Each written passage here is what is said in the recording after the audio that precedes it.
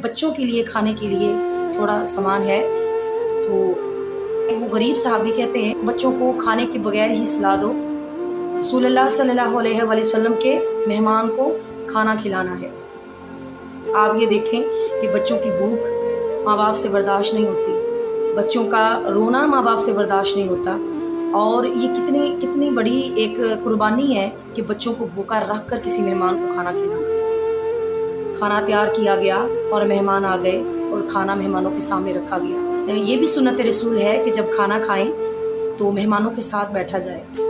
अब वो गरीब अंसारी सहाबी अपनी बीवी से कहते हैं कि तुम ऐसा करना कि बहाने से उठकर दिया बुझा देना। जब तुम दिया बुझाओगी तो मेहमानों को लगेगा कि हम उनके साथ खाना खा रहे हैं। अब ये अमल हो रहा था और इसी तरह मेहमानों ने पेट भर के खाना खाया, दिया बुझा दिया गया और मेहमानों ने पेट भर के खाना खा लिया। आप ये देखें कि सहाबी नबी पाक सल्लल्लाहु अलैहि वसल्लम की मोहब्बत में कितनी कुर्बानियाँ देते हैं, और अगर सहाबी इतनी कुर्बानियाँ दे रहे हैं तो फिर अल्लाह ताला भी उन्हें एजाज़ कम नहीं देता।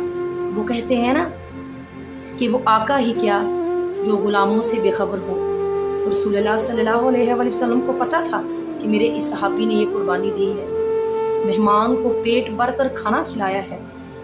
और जब सुबह के वक्त नमाज के लिए गए, पहला कदम अभी मस्जिद में रखा था, रसूलुल्लाह सल्लल्लाहु अलैहि वसल्लम ने फरमाया कि ए मेरे सहाबी, अल्लाह ताला ने और अल्लाह के रसूल ने इस अमल को जो तूने किया बहुत पसंद किया है। और हदीस मुबारका में है कि जब तुम मेहमानों को खाना खिला रहे थे और कभी दिया बुझा रहे थे और कभी अंधेरा करके उनके सामने ऐसा महसूस करवा रहे थे कि जैसे तुम लोगों ने भी पेट भर के खाया है, तो जब तुम ये अमल कर रहे थे अल्लाह तुम पर मुस्कुरा रहा था। तो बहनों सोचें, आज हमारे घर में इतना कुछ है लेकिन मेहमानों की मेहमान नवाजी के वक्त हमारे पास कुछ नहीं होता।